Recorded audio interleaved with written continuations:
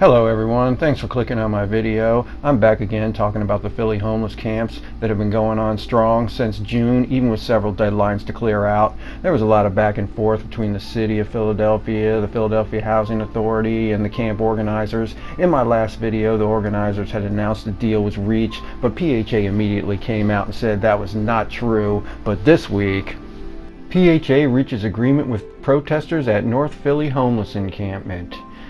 The Philadelphia Housing Authority has reclaimed the North Philadelphia lot where dozens of Occupy PHA protesters had set up camp. The agency and the protesters have reached a resolution.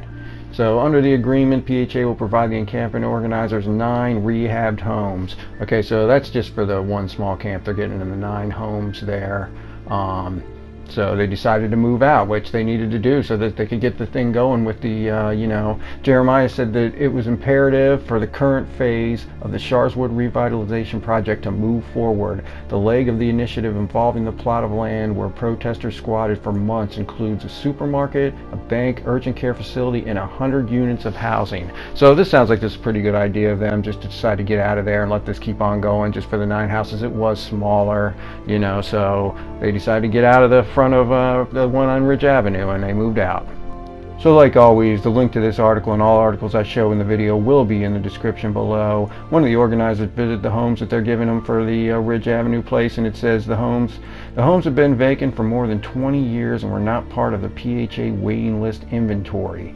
According to PHA, the homes will be given to the not-for-profit that is working with the encampment leaders for the benefit of those to participate in the Work for Home Repair program. So I guess some of them are going to work on the houses, fixing them up themselves, or work with someone fixing them up. While funding is still up in the air, Jeremiah says the rehab is expected to begin in 30 days. He says people could begin to move into the rehabbed homes by the end of the year. So the end of the year, they still got to make it through the winter, but that's still better than nothing, right? Like it stated in the article, clearing out the camp at Ridge Avenue was a big step because they needed to start the construction on the supermarket. That market is badly needed in this area, but I'm pretty sure most of the people went to the bigger camp on the Ben Franklin Parkway. I know they wanted to get the Ridge Avenue camp cleared, but the Parkway camp is or was the higher profile situation, with high income residents getting frustrated with the lack of resolution. So it was like a day later and this article came out. Philly reaches deal to end homeless encampment on Benjamin Franklin Parkway. City will transfer 50 properties to community land trust established by encampment residents. Organizers of the homeless encampment of Philadelphia's Benjamin Franklin Parkway have agreed to deal with city officials to clear the protest camp by the end of the week, ending a 5-month demonstration that demanded action to address chronic homelessness. So that's good, right? They're going to move out of the park there, and they're getting 50 more homes. I'm not sure where the 9 homes come in and the 15 that they originally squatted in, but it says 50 more homes. And it says within 5 days of the resolution of the camp and establishment of the land trust, the city will enter into an agreement, provide site control and access on a temporary basis to up to 10 properties to the land trust. Within 6 months of the resolution of the camp, the city will enter into agreements to transfer up to an additional 40 city-owned properties identified by the land trust. Of those 40, 25 will be transferred to the city within 45 days by PHA, using properties from closed rental assistance demonstrations. I'm not sure what that is. The remaining 15 properties will be city-owned properties identified by the land trust and which the city agrees are suitable for transfer to the land trust. So that's a lot of days and numbers, and they're getting the homes, I guess. Looks like it's taking a long time. So it also says down here below, and the article will be in the description below, the Office of Homeless Services created 50 new rapid rehousing opportunities under a street-to-home rapid rehousing pilot program. Under this agreement, the city will register 32 of these 50 opportunities for former residents of both camps. Individuals selected under this pilot program will be provided with a security deposit, utility assistance, moving costs, leasing assistance, and up to 24 months of rental assistance for units in the private rental market. Now, I don't know why it says for these guys that were in the camp. What about all the other homeless people? They're saying there's 4,500 of them or something. I don't know if I'm saying that number right. It's 5,400, 4,500. There's a lot. The end of the encampments will finally resolve the persistent concerns shared by neighborhood residents who complained of compromised public safety, disruption of recreational activities, and delays to planned development projects.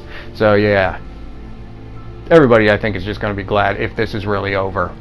You can see the residents that pay to live in this part of town, they're paying up to $4,000 a month for 2-bedroom apartments in one of the buildings, have had enough of the promise that's ending, and it just keeps on going.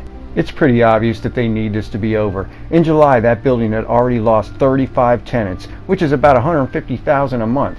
People who pay $4,000 a month don't need to save up money to move, and with the camp there, I doubt people are moving in. Those buildings represent tax money for the city. They have to pay for free housing somehow. Sorry, affordable housing somehow. So then all of this brings us to yesterday.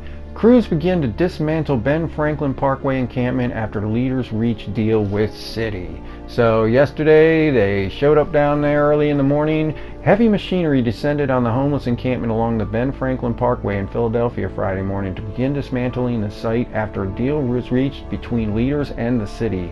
Police also escorted crews to clear the trash from a baseball field in the park.